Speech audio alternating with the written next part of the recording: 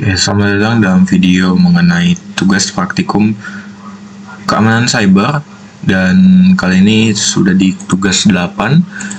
Dan perkenalkan, nama saya Edward Benedik dengan NIM 230211060017, dan kali ini saya akan melaksanakan atau menjelaskan mengenai lab cyber security case studies dan juga lab learning the detail of attacks, yaitu lab pertama dan kedua. Oke, kita langsung masuk saja ke dalam modulnya. Yang pertama yaitu Lab Cyber Security Case Studies, dengan objektif yaitu kita akan meresearch atau meriset mengenai cyber security incident, menganalisis juga dalam insiden tersebut, serta background atau skenario yang bisa kita dapati, yaitu pemerintah, bisnis, dan pengguna individu semakin sering menjadi target serangan cyber, dan para ahli memprediksi bahwa serangan cyber ini kemungkinan akan meningkat pada di masa depan. Pendidikan keamanan cyber menjadi prioritas internasional, terutama karena insiden terkait keamanan cyber yang terkenal menimbulkan ketakutan bahwa serangan tersebut bisa mengancam ekonomi global. Pusat Studi Strategis dan Internasional memperkirakan bahwa biaya kejahatan cyber bagi ekonomi global lebih dari 400 miliar dolar. Dan setiap tahun di Amerika Serikat saja sebanyak 3.000 perusahaan mengalami sistem mereka diretas pada 2013. Di laboratorium ini, kamu akan mempelajari mengenai 4 serangan cyber terkenal dan siap untuk membahas siapa, apa, mengapa, dan bagaimana dari setiap serangan tersebut.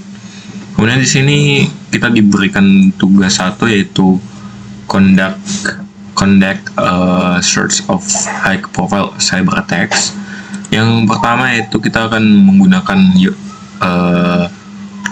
favorite search engine favorit kita, dan kita bisa cari untuk mengenai news, masalah kayak berita, news, ataupun hal lainnya, artikel mengenai tentang kejahatan cyber. Di sini ada 4 pilihan, yaitu Home Depot Security Branch, ada Target Credit Card, The Stuxnet Virus, Sony Picture Entertainment Hack. Dan catatan, saya bisa menggunakan web browser in virtual machine yang terinstall. Oke, di sini saya sudah menulis beberapa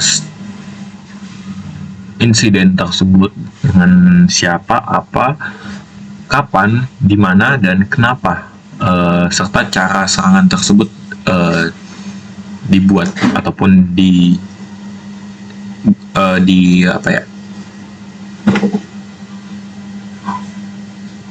dan cara serangannya gimana.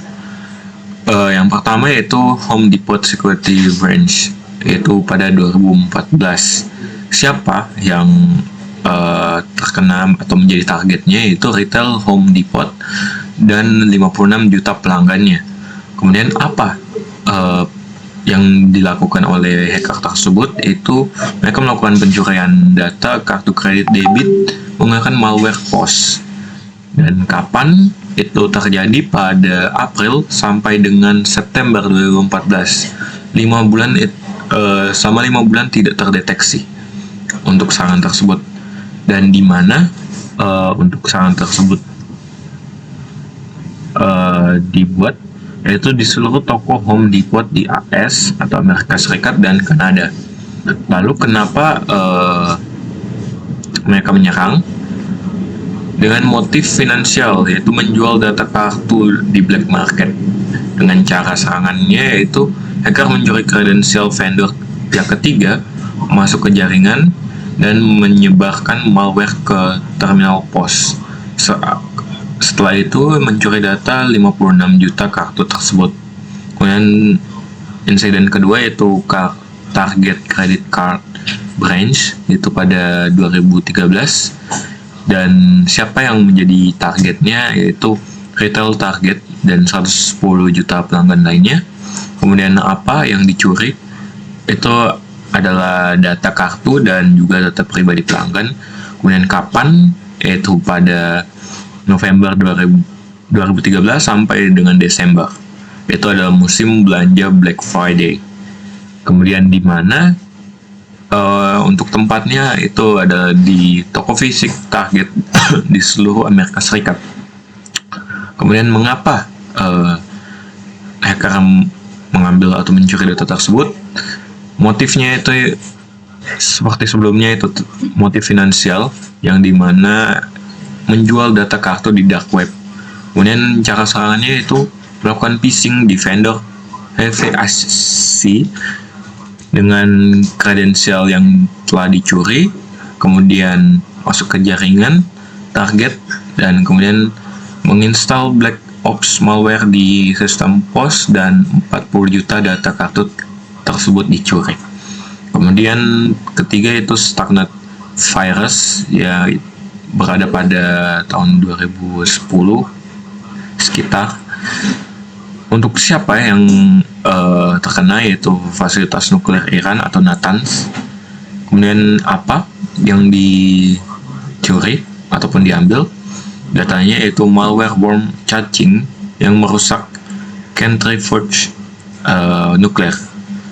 Kemudian kapan? Itu ditemukan pada 2010 dan kemungkinan dikembangkan sejak 2005, di mana itu berada pada fasilitas pengayaan uranium Natanz, yaitu berada di Iran.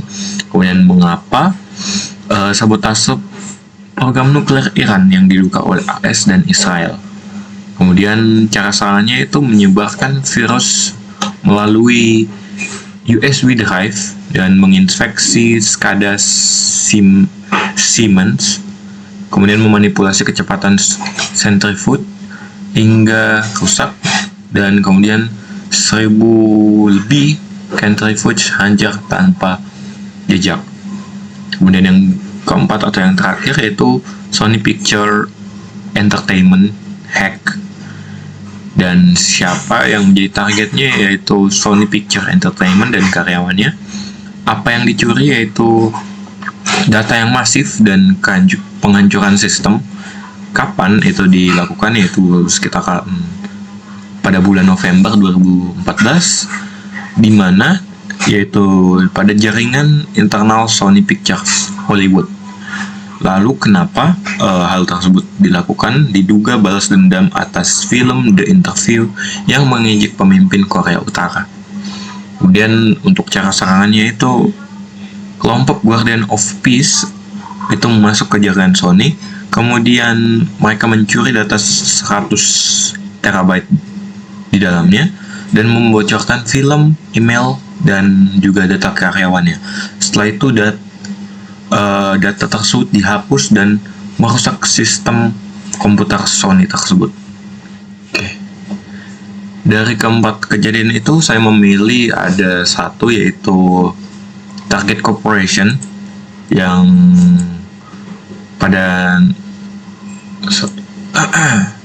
nomor 2 ya, Target Credit Card Branch.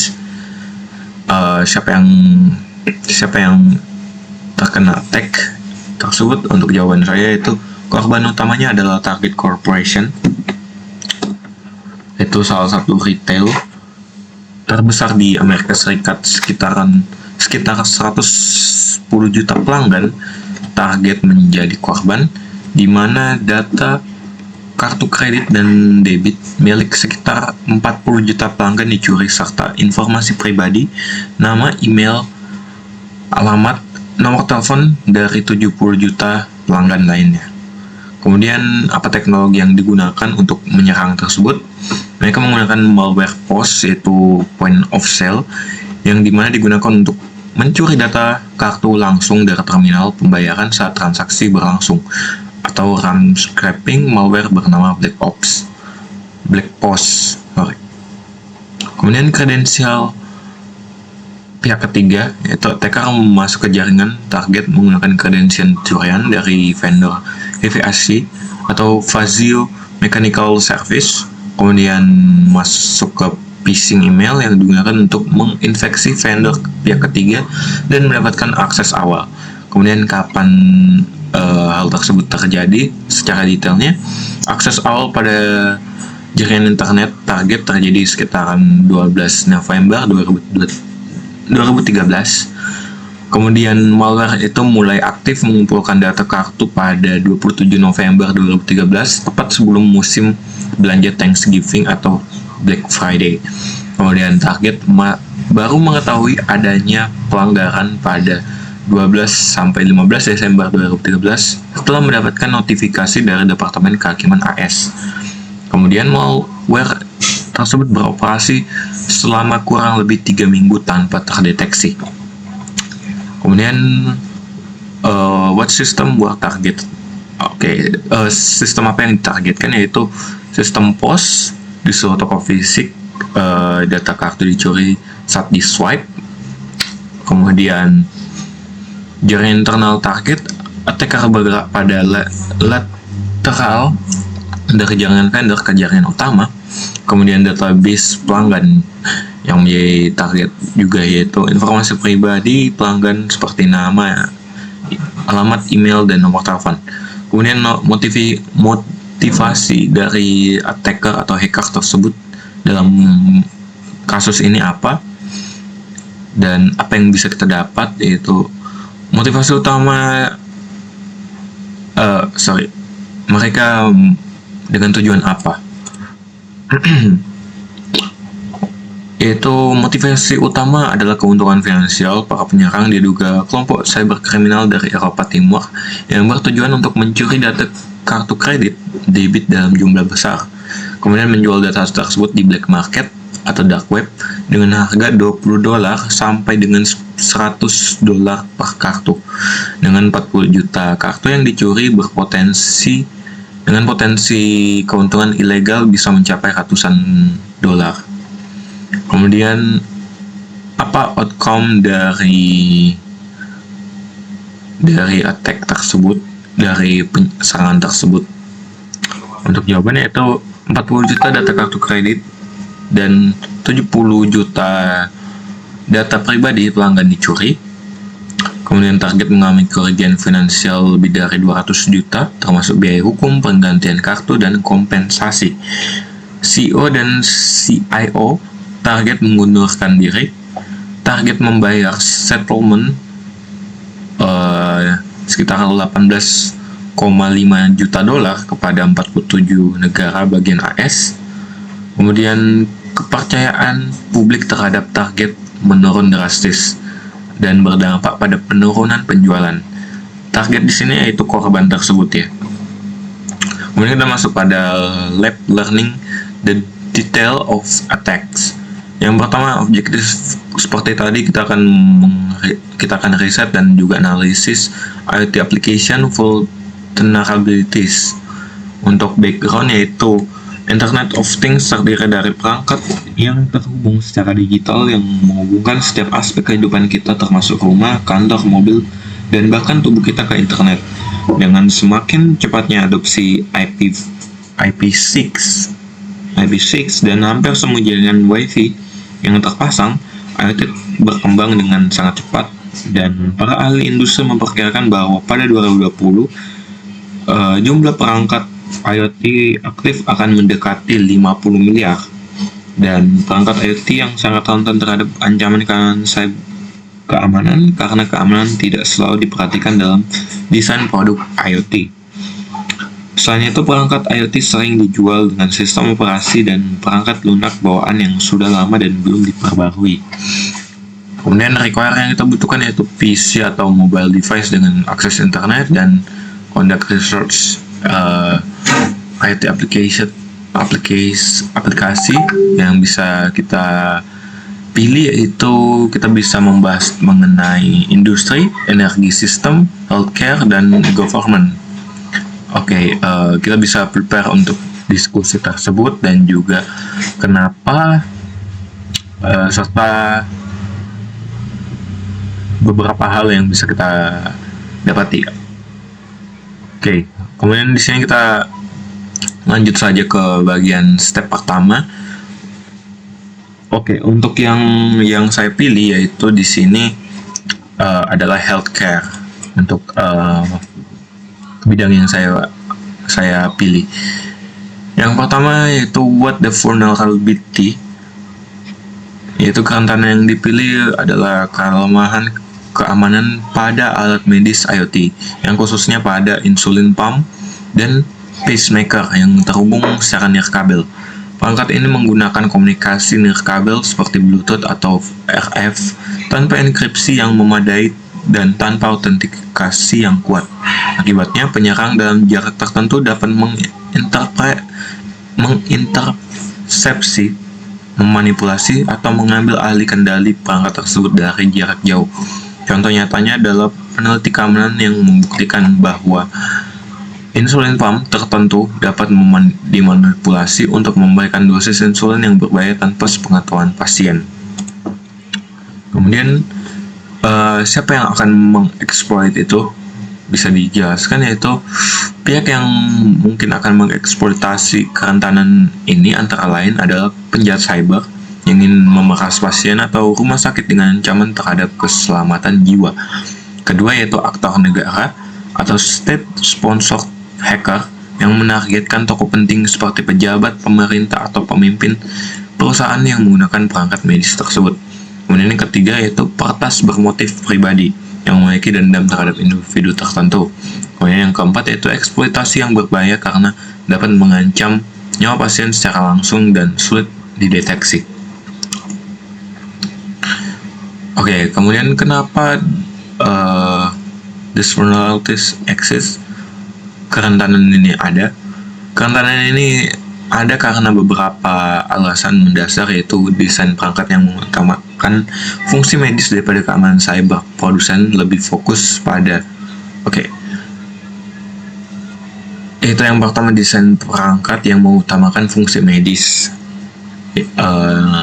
daripada keamanan cyber. Produsen lebih fokus pada efektivitas klinis. Kemudian yang kedua yaitu tidak adanya enkripsi pada komunikasi nirkabel antar perangkat dan remote controlnya. Kemudian yang ketiga yaitu autentifikasi yang lemah dan tidak ada, sehingga siapapun dengan alat yang tepat bisa mengirim perintah ke perangkat. Kemudian yang keempat yaitu siklus hidup perangkat yang panjang. Kelima yaitu regulasi yang tertinggal, yaitu standar keamanan cyber untuk perangkat medis IoT masih berkembang dan belum ketat diterapkan. Dan juga untuk alat medis yang digunakan itu digunakan secara bertahun-tahun, sementara patch keamanannya jarang diterbitkan. Kemudian langkah apa yang bisa membatasi atau dari kerentanan ini? Yang pertama yaitu ada implementasi enkripsi end-to-end pada semua komunikasi nirkabel perangkat medis. Kedua yaitu autentifikasi kuat, multi-factor authentication, sebelum perangkat menerima perintah dari luar. Kemudian ketiga yaitu pembaruan firmware secara berkala untuk menambal celah keamanan yang ditemukan. Kemudian yang keempat yaitu regulasi ketat dari Badan Kesehatan seperti FDA di AS atau BPOM di Indonesia yang mewajibkan standar keamanan cyber dalam sertifikasi perangkat medis. Kemudian yang kelima yaitu pengujian keamanan atau penetration testing sebelum perangkat dipasarkan. Dan keenam, pembatasan jangkauan komunikasi agar perangkat hanya bisa menerima sinyal dari jarak yang sangat dekat. Oke, mungkin dari lab saya segitu. Terima kasih sebelumnya, dan kita lanjut pada lab berikutnya yang akan dilanjutkan oleh teman saya. Terima kasih. Oke, selamat sore semuanya. Perkenalkan, nama saya Elsa Menikasiwi dengan NIM 0202116603. Pada kesempatan kali ini saya akan mendemokan dua lab. Yang lab pertama yaitu Visualizing the Black Hat, dan lab kedua yaitu Becoming a Defender. Now, sekarang orang tinggal langsung saja masuk di bagian tujuan. Tujuannya meneliti dan menganalisis insiden keamanan cyber dengan latar belakang pada tahun 2016 diperkirakan bisnis kehilangan $400 gitu juta di setiap tahun akibat kejahatan cyber gitu. Di mana pemerintah bisnis dan pengguna individu itu semakin menjadi target cyber attack gitu, dan insiden keamanan cyber itu menjadi semakin umum gitu. Dalam lab ini dibuat 3 cyber attack hipotesis masing-masing dengan organisasi serangan dan metode yang dapat digunakan organisasi untuk mencegah dan memitigasi serangan tersebut gitu. Dengan catatan, browser pada web virtual machine yang telah diinstal pada lab sebelumnya dapat digunakan untuk mencari isu keamanan dengan menggunakan virtual machine. Malware dapat dicegah agar tidak terpasang pada komputer lama. Di sini saya telah membuka beberapa isu-isu terkini. Di sini ada 3, 1, 2, 3 untuk lab ini. Di sini untuk sumber daya yang dibutuhkan, research yang dibutuhkan itu hanya PC atau perangkat mobile dengan akses internet. Di sini kita langsung saja masuk di task ketiga. Di sini task ketiga di sini kita beri landasan di insider threat atau penyalahgunaan akses internet dengan di sini itu dari TechCrunch, di mana Shopify says to support staff stole customer data from sellers. Di sini dapat dipakai ini untuk menjelaskan bahwa orang-orang atau staff itu memiliki akses dalam menyalahgunakan akses dan mengambil data pelanggan atau merchant gitu. Di sini kita langsung saja masuk di task 3. Siapa penyerangnya? Gitu. Di sini pertanyaannya, di sini aku sudah jawab, penyerangnya adalah seorang mantan kontraktor IT yang pernah membantu mengelola sistem internal sebuah perusahaan retail online, di mana ia juga memiliki pengetahuan gitu tentang alur perusahaan, sistem login admin, dan kebiasaan keamanan karyawan. Meskipun akses resminya sudah tidak digunakan lagi gitu, tapi ia masih memiliki mengetahui beberapa akun lama dan pola password yang pernah dipakai oleh staf internal. Kemudian pertanyaan next, organisasi atau kelompok apa saja yang terkait dengan penyerangan? Nah, untuk penyerangan ini tidak berasal dari kelompok besar atau negara tertentu gitu, tetapi bekerja secara independen dan kadang itu menjual data hasil curian kepada forum kriminal cyber, di mana ia dapat dikategorikan sebagai insider threat karena memiliki pengetahuan gitu dari dalam organisasi walaupun statusnya itu sudah bukan karyawan lagi, karyawan aktif gitu. Kemudian next question, apa motif penyerangnya gitu? Di sini motif utamanya itu keuntungan finansial dan rasa sakit hati gitu terhadap perusahaan karena kontraknya tidak diperpanjang, di mana ia ingin mencuri data pelanggan, riwayat transaksi, dan informasi internal perusahaan untuk dijual atau digunakan sebagai tekanan terhadap pihak bisnis gitu. Kemudian metode apa saja sih yang digunakan metode serangan gitu? Untuk metode serangan yang digunakan yaitu penyalahgunaan kredensial lama gitu dan akses jarak jauh yang belum dicabut gitu. Penyerang itu mencoba masuk melalui akun admin yang sebelumnya pernah dipakai untuk maintenance gitu. Nah, setelah berhasil masuk, dia itu bakalan mencari data pelanggan dan mencoba menjalinnya secara diam-diam dari sistem penyimpanan internal gitu. Kemudian, apa sih target dan kerentanan yang digunakan terhadap bisnis? Nah, untuk target utamanya yaitu database pelanggan dan panel administrasi e-commerce gitu. Di mana kerentanan yang dimanfaatkan bukan hanya kelemahan teknis, tetapi juga kelemahan prosedur perusahaan, yaitu proses offboarding yang buruk, akun lama yang tidak segera dinonaktifkan gitu, tidak adanya fitur multi-factor authentication, serta pemberhentian hak akses yang terlalu luas gitu kepada akun teknis gitu. Kemudian di sini gimana sih bagaimana serangan ini dapat dicegah atau dimitigasi?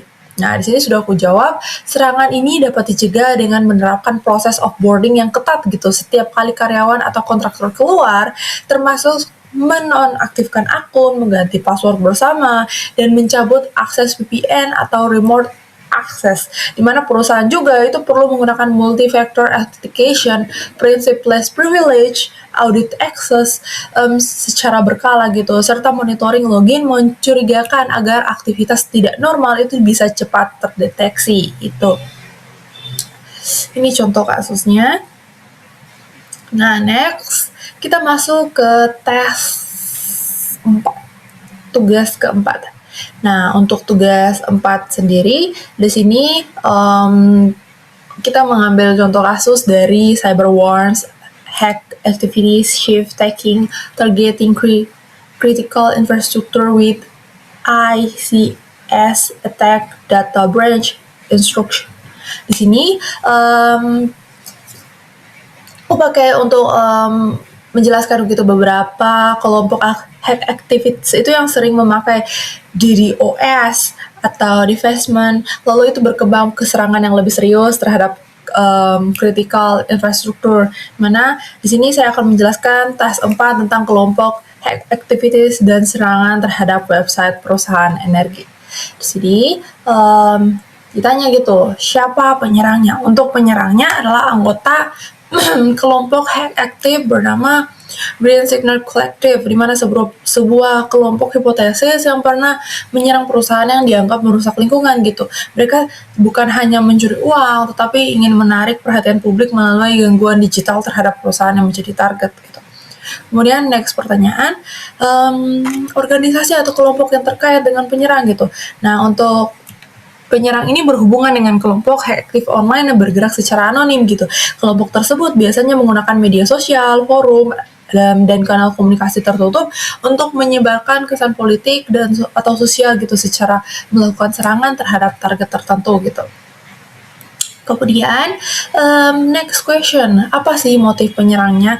Untuk motif penyerangnya itu adalah ideologi dan protes sosial gitu. Mereka itu ingin mempermalukan perusahaan energi yang dianggap tidak transparan gitu dalam laporan lingkungan gitu. Dimana tujuan mereka bukan hanya merusak sistem, tetapi juga membuat publik menaruh perhatian gitu isu yang mereka angkat gitu. Kemudian, apa sih serangan yang dorang gunakan? Untuk serangan yang digunakan adalah kombinasi website defacement dan distributed denial of service attack, di mana mereka itu membanjiri website publik perusahaan dengan traffic palsu sehingga situs sulit diakses gitu, lalu memanfaatkan kelemahan pada sistem manajemen konten yang belum diperbaharui untuk mengganti tampilan halaman utama dengan pesan propaganda gitu. Kemudian, apa sih target dan kerentanan yang digunakan terhadap bisnis gitu? Dimana targetnya adalah website publik perusahaan dan server web yang digunakan untuk menampilkan informasi layanan gitu kepada pelanggan. Dimana kerentanan yang dimanfaatkan adalah plugin CMS yang sudah usang gitu, kelemahan password admin, tidak adanya web application firewall, serta kurangnya pemantauan terhadap perubahan file website. Now, untuk pertanyaan F di sini, bagaimana serangan ini dapat dicegah atau dimitigasi? Di mana sudah aku jawab, perusahaan ini dapat mencegah serangan ini dengan rutin memperbaharui CMS dan plugin, di mana menggunakan password kuat serta multi-factor authentication untuk akun admin dan memasang web application firewall untuk pengguna dampak DDoS, di mana perusahaan ini perlu memakai layanan proteksi DDoS, CDN, rate limiting, serta memiliki backup website yang bersih gitu agar tampilan situs dapat dipulihkan dengan cepat jika terjadi defacement. Oke, next di task 5 kita aku mengambil contoh studi kasus di landasan berita 5 ini di Assassin Cyber Attack Expose Data from 5,6 million people. Di sini untuk menjelaskan bahwa ransomware pada rumah sakit itu dapat mencuri data medis, mengganggu operasi klinis, dan menekan organisasi karena layanan kesehatan itu sangat bergantung pada ketersediaan sistem gitu. Di sini kita langsung saja masuk di pertanyaan-pertanyaannya. Siapa penyerangnya? Untuk penyerangnya adalah kelompok kriminal cyber bernama Shadow Ledger Crew, di mana sebuah kelompok hipotesis yang fokus menyerang organisasi yang sangat bergantung pada data seperti rumah sakit, klinik, dan layanan kesehatan, di mana mereka itu menargetkan organisasi yang tidak lagi mentoleransi downtime lama karena gangguan sistem dapat berdampak langsung pada layanan pasien. Kemudian, apa sih organisasi atau kelompok yang terkait dengan penyerang? Di mana penyerang ini berasosiasi dengan kelompok cybercrime terorganisir dan berorientasi pada keuntungan finansial gitu. Mereka itu biasanya bekerja dalam peran yang berbeda-beda seperti pencarian target, pencurian kredensial, operator malware, atau negosiator tebusan gitu. Dimana kelompok seperti ini tidak menyerang secara acak sepenuhnya, tetapi memiliki target yang kemungkinan besar akan membayar karena tekanan operasional gitu. Kemudian, apa sih motif penyerangnya? Untuk motif utama penyerang adalah tentunya uang gitu. Di mana mereka ini ingin mengenkripsi sistem penting, di mana mencuri data sensitif pasien, lalu menekan organisasi untuk membayar tebusan. Selain itu, data medis itu memiliki nilai tinggi karena berisi identitas, riwayat kesehatan, informasi asuransi, dan data penting pribadi yang sulit diganti oleh korban gitu. Kemudian metode serangan apa saja yang digunakan? Untuk metode serangan yang digunakan adalah spear phishing yang menargetkan staf administrasi rumah sakit, di mana email itu dibuat seolah-olah berasal dari vendor layanan kesehatan dan berisi lampiran atau tautan palsu gitu. Di mana setelah salah satu staf itu memasukkan kredensial atau membuka file berbahaya, penyerang itu memperoleh hak akses awal lalu bergerak ke sistem internal sebelum menjalankan ransomware pada sistem penting. Oke, next pertanyaan bagian E. Apa sih target dan kerentanan yang digunakan terhadap bisnis? Di mana targetnya adalah sistem rekam medis elektronik, file server internal, dan komputer staf administrasi. Di mana kerentanan yang dimanfaatkan meliputi kurangnya pelatihan keamanan terhadap phishing, tidak adanya MFA pada akun email dan VPN, di mana segmentasi jaringan yang lemah, sistem lama yang belum diperbaharui, serta backup yang masih tertutup. Masih terhubung gitu langsung ke jaringan utama sehingga dia itu bisa ikut beresiko terdampak gitu. Kemudian bagaimana sih serangan ini dapat dicegah atau dimitigasi? Untuk serangan ini dapat dicegah atau dikurangi dampaknya dengan kombinasi kontrol teknis dan kebijakan organisasi, di mana rumah sakit itu perlu melatih karyawan untuk mengenali about phishing gitu, dimana menerapkan email filtering, ada MFA, ada endpoint protection, ada patch management, ada segmentasi jaringan. Dimana selain itu, backup juga itu harus dibuat secara rutin, disimpan secara terpisah atau offline, dan diuji pemulihannya gitu. Dengan begitu, jika ransomware itu berhasil masuk, organisasi tetap memulihkan layanan secara langsung tanpa bergantung pada pembayaran tebusan gitu. Oke, sekarang kita masuk ke lab berikutnya, yaitu Becoming a Defender atau menjadi defender, dengan tujuan meneliti dan menganalisis hal-hal yang dibutuhkan untuk menjadi seorang network defender. Dengan latar belakang atau skenario sebagai berikut. Dalam dunia yang berpusat pada teknologi, ketika dunia itu semakin terhubung, dunia juga itu semakin kurang aman, di mana cybersecurity merupakan salah satu profesi ya dengan pertumbuhan tercepat dan permintaan tinggi gitu.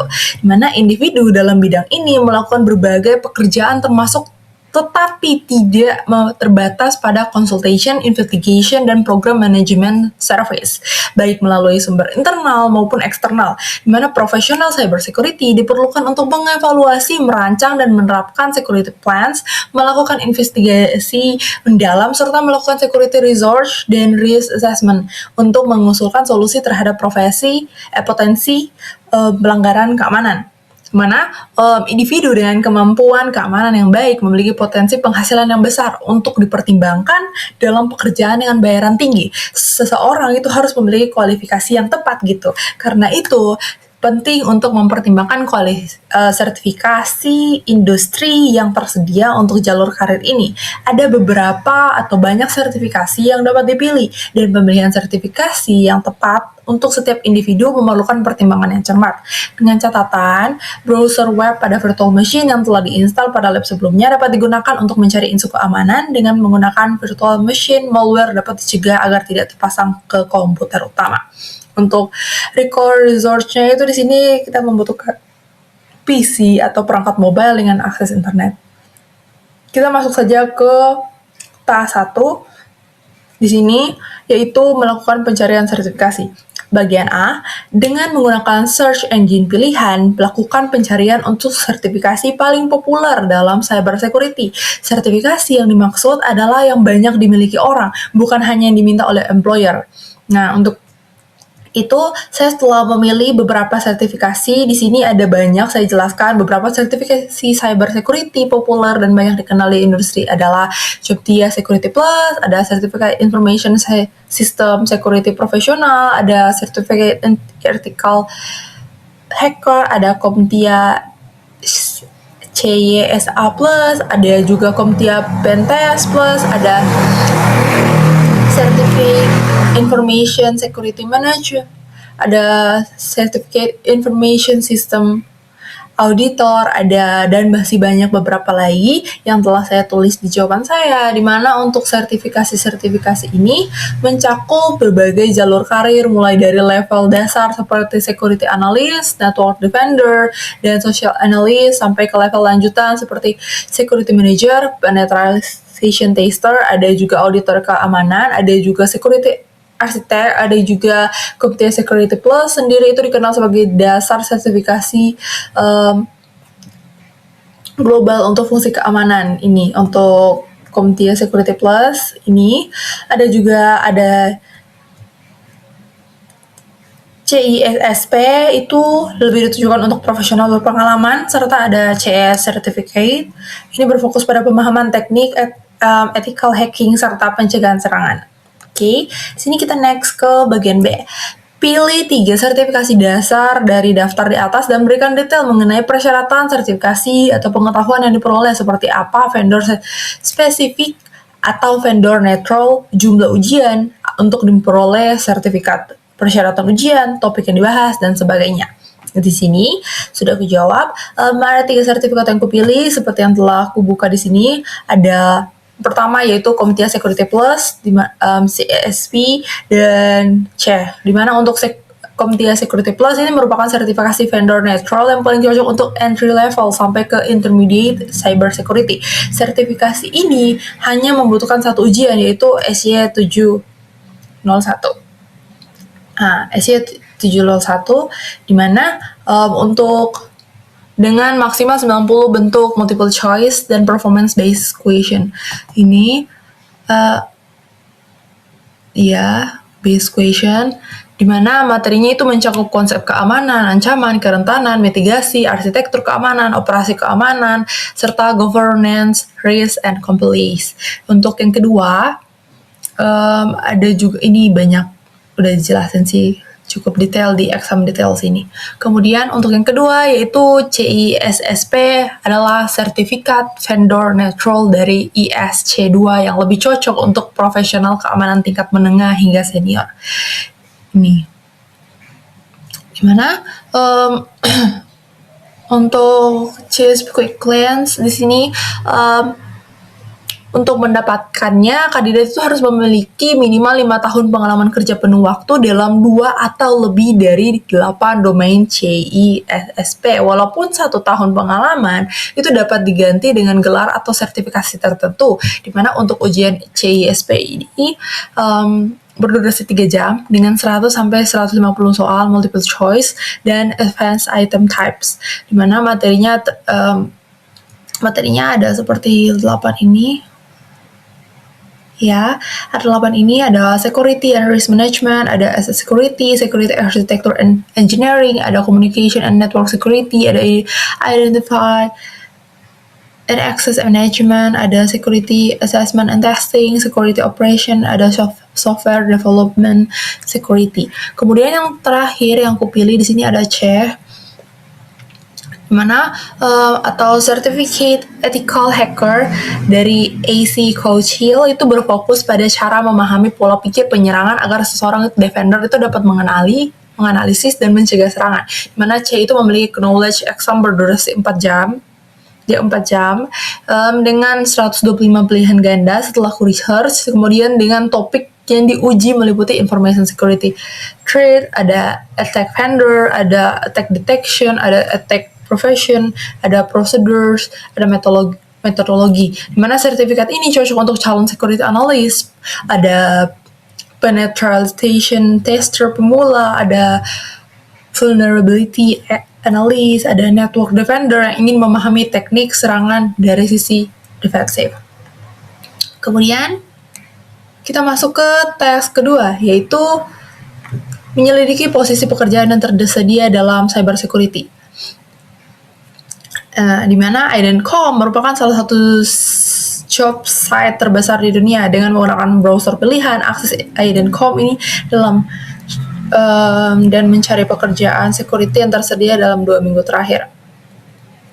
Di sini IDENCOM 2 minggu terakhir, last 2 week.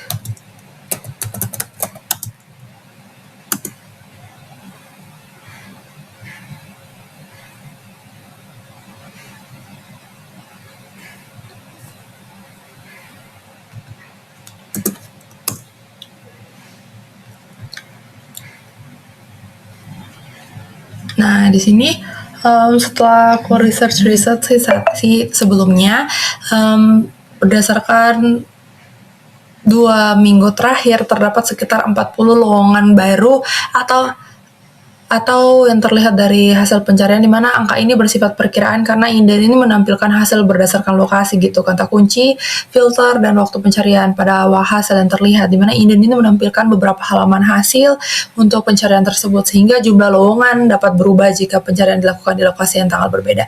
Di sini sebelumnya aku cari itu 40, now itu sudah 75, tapi ini tidak too weak, lebih ke semua sih dia sudah kategorikan. Kemudian step kedua, berapa rentan gaji untuk 10 lowongan teratas? Untuk gaji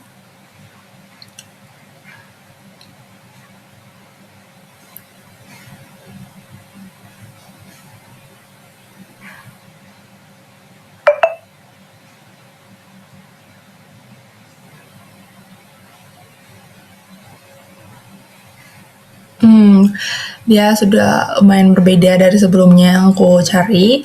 Akan tetapi tadi yang aku cari itu rentan gaji lowongan cyber security pada hasil paling atas itu biasanya ada yang tertera, ada yang enggak gitu. Tapi kurang lebih itu di kisaran 75.000 US dollar sampai 197.000 US dollar per tahun. Dimana salah satu contoh posisi information technology specialist, information security dengan menampilkan gaji 75,278 US dollar sampai 97,867 US dollar per tahun. Sedangkan hasil lain seperti posisi cyber security specialist dan IT security specialist itu menampilkan rentan yang jauh lebih tinggi seperti 97 US dollar dan sampai kurang lebih 914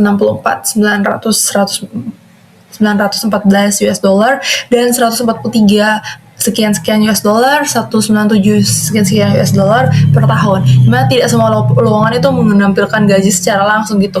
Ada beberapa juga yang seperti yang aku sebutkan sebelumnya itu salary-nya itu disesuaikan gitu dengan kemampuannya gitu. Sehingga rentan ini diambil dari rentan yang lowongan teratas sebelum waktu ku isi laporan ini. Kemudian apa sih next pertanyaan, apa sih kualifikasi paling umum yang diminta employer? Nah, kualifikasi yang sering diminta oleh employer adalah pengalaman di bidang IT dan cyber security tentunya, di mana pemahaman tentang network security, incident response, ada vulnerability assessment, ada security monitoring and risk management.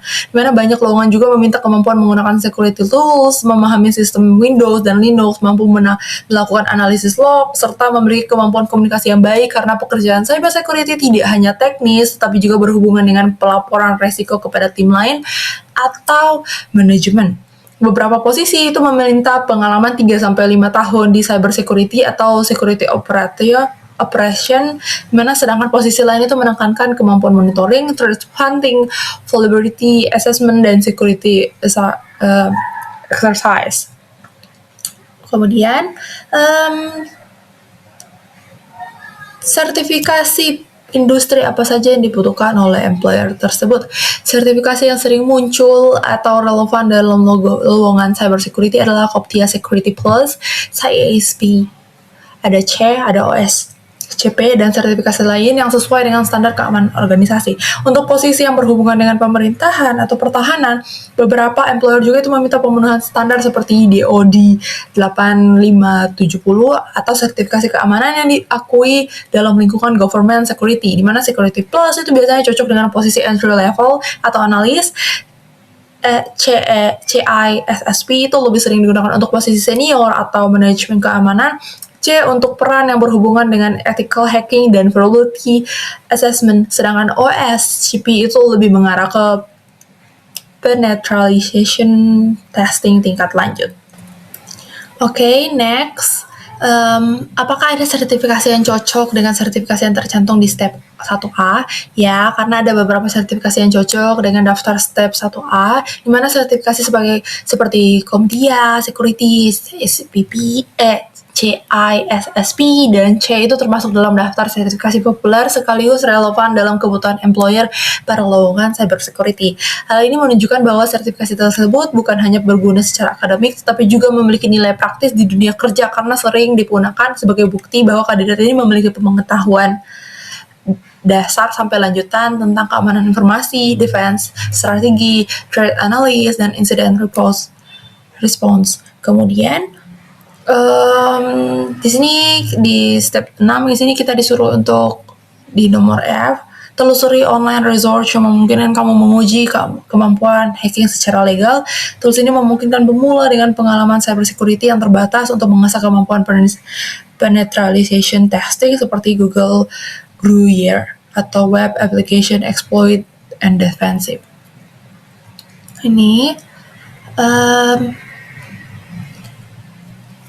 di sini beberapa platform online legal untuk mengasah kemampuan cybersecurity adalah Google Gruyere seperti yang telah saya buka sampingnya, dimana untuk Postwigger Web Security Academy, Try Hack Me, Hack the Box, dan Over the Wire.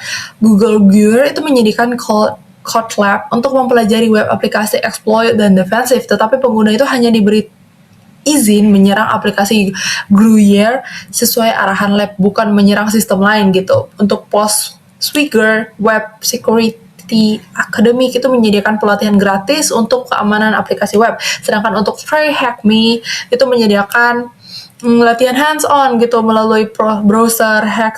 Hack the Box itu juga menyediakan lingkungan latihan cybersecurity berbasis simulasi, dan Over the Wire cocok untuk pemula karena membantu memahami konsep keamanan melalui war games. Platform seperti ini penting karena memiliki tempat latihan yang aman, legal, dan terkontrol sehingga kemampuan ofensif dapat dipakai untuk tujuan defensif seperti menemukan celah, memperbaiki sistem, dan meningkatkan keamanan organisasi. Itu mungkin cukup sekian dari demo saya. Lebih dan kurangnya mohon maaf. Akan dilanjutkan oleh teman saya yang berikutnya. Baik, sebelumnya perkenalkan, nama saya Rudi Syarsyad. Hari ini kita akan masuk di praktik nomor 8 di lab Anatomy Malware, Anatomy of Malware. Jadi akan kita lanjut untuk pembahasannya. Jadi di sini untuk Anatomy of Malware itu kita sederhananya malware atau malicious software itu adalah program jahat yang dirancang khusus untuk merusak sistem komputer, baik untuk mencuri data ataupun bisa juga menembus lapisan keamanan kita. Nah, di modul ini itu dijelaskan bahwa ancaman malware ini dapat berdampak ke ranah yang sangat luar biasa, bahkan bisa sampai melumpuhkan infrastruktur yang penting dan juga layanan darurat. Salah satu case study atau yang dibahas itu adalah WannaCry. Ini adalah tipe ransomware yang menyebar dengan memanfaatkan celah keamanan di sistem operasi Windows yang belum diupdate. Nah, ketika berhasil masuk, malware ini bakal mengenkripsi ataupun mengunci data korban, dan bisa saja untuk menuntut uang tebusan memakai Bitcoin, dan tentunya itu sangat-sangat merugikan bagi para korban. Kemudian kita lanjut untuk yang kedua, yaitu adalah lab social engineering. Nah, di social engineering ini atau rekayasa sosial itu kalau yang kita bahas tadi malware yang menyerang kelemahan sistem, di bagian social engineering ini justru menyerang di bagian sisi psikologis manusia untuk mendapatkan informasi yang sensitif. Di modul ini juga dijelaskan bahwa ada 3 metode utama yang sering dipakai, yaitu adalah yang pertama berbasis komputer, itu contohnya spear phishing. Yang kedua itu yang berbasis interaksi manusia atau perpesting. Jadi yang ketiga itu adalah berbasis fisik atau tailgating. Nah, di modul ini juga itu mengingatkan kita bahwa kita tidak harus oversharing di media sosial karena itu bisa berbahaya. Jadi si hacker atau si penyerang ini bisa mengumpulkan data pribadi dari medsos kita dan juga bisa menembak password ataupun bisa membuat email tipuan yang sangat personal. Solusinya cukup jelas. Jadi ketika organisasi itu harus mengadakan pelatihan keamanan yang rutin untuk karyawannya dan juga menerapkan multi-factor authentication atau MFA biar datanya itu gak gampang bocor. Kemudian kita akan lanjut untuk yang di bagian terakhir atau di bagian lab incident hiding. Di bagian ini kita belajar bahwa sebaik apapun sistem keamanan kita, yang namanya insiden cyber itu pasti akan terjadi. Makanya organisasi ataupun perusahaan itu harus punya prosedur penanganan insiden yang memiliki standar yang kuat dan juga yang jelas.